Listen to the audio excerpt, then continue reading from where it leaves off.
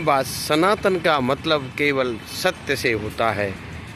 देखो, नंगे तो ये वृक्ष भी हैं। मनुष्य भी अपने मूल स्वरूप में नंगा ही रहना चाहता है, चाहे स्नान का हो या बिस्तर हो, कहीं भी उसको इसमें अत्यधिक आनंद आता है, क्योंकि ये उसकी मूलभूत अवस्था है।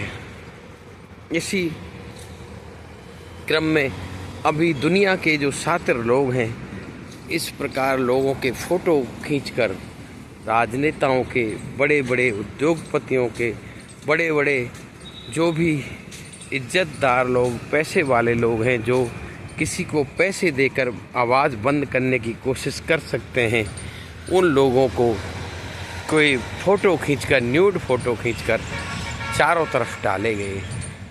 हेय का विषय यह है कि उसमें दिल्ली की गद्दी पर बैठे लोग, निरंतर केंद्र की गद्दी जो सरकार चला रहे लोग 2014 से, इस तरह के लोग अनेक ही स्कैंडलों में व्याप्त पाए गए हैं।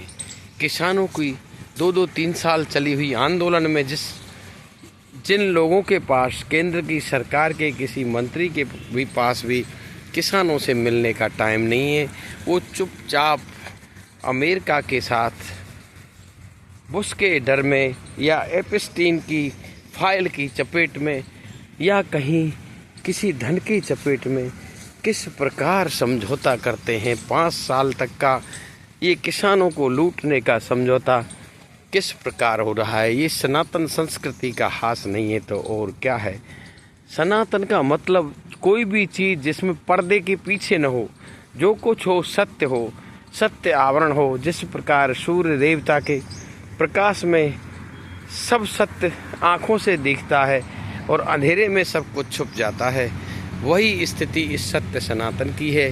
सत्य का मतलब, सनातन का मतलब बिल्कुल ही सत्यता से ही लिया गया है। लेकिन यहाँ तो किस प्रकार एक अनपढ़ सत्ताधीश द्वारा आज तक न तो अपनी डिग्री के बारे में कोई राज खोला गया है। कभी चाय वाले बनते हैं, कभी कुछ करते हैं, कभी एपस्टीन में जाते हैं, कभी ट्रंप को अपना मित्र बताते हैं, फिर उनको शत्रु कहने लगते हैं, और एक बहुत बड़ी आबादी को तो वो निसंदेह अपने शत्रु के हिसाब से ही देखते हैं। वो भी भारतीय हैं, क्योंकि जब उन्होंने इस्लाम को अपनाया नहीं था, उससे पहले वो निसंदेह भारतीय थे, सनातन संस्कृति के मानने वाले थे। आज भी मुसलमान लोगों में सत्य की बड़ी बड़ी बात होती है। मेरे आसपास मेवों के गांव भी हैं और मुसलमानों के गांव भी, वहाँ पर आज भी सत्य के ऊपर भाई भाई से लड़ जाता है, ऐसा मैंने देखा है। उनको हम जानबूझकर मुसलमान के नाम इस राष्ट्रद्रोही बना रहे हैं, उनको भड़का रहे हैं। आज सुबह एकादशी के दिन मैं सुबह देखा कि जयपुर की सड़कों पर झंडा लिए खाटू श्याम जी की दर्शन करने के लिए मंदिर में पदयात्री जा रहे थे। बड़ा ही सुखद संयोग है, लोग नाच गा रहे थे। उनके पास शायद कोई काम नहीं रहा होगा, यही काम उनके पास होगा, या सत्ता इसमें सहयोग करती है, सत्ता उनको खर्चा देती है या क्या करती है, ये सत्ता जाने।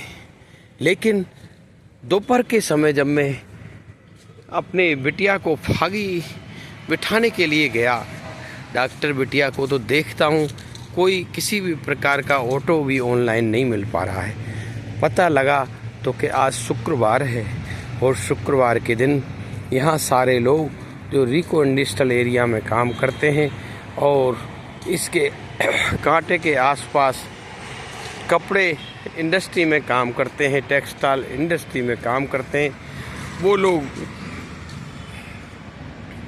सारे के सारे नमाज पढ़ने जानते हैं। अच्छा, ऐसा हमारी उम्र सीनियर सिटीजन जैसी हो गई है, लेकिन हमने कभी इस तरह की गैदरिंग नहीं देखी। ये देखो, कभी हिंदुओं के मेले रोज़, आज एकादशी है, उस दिन कहाँ से लोग कैसे इनको इकट्ठे करते हैं। क्या करते हैं, ये सत्ता के सहयोग बिन संभव नहीं है। और मुसलमानों को भी भयवश या अज्ञानवश किस कारण वो छोटे छोटे बच्चे भी नमाज पढ़ने जा रहे हैं।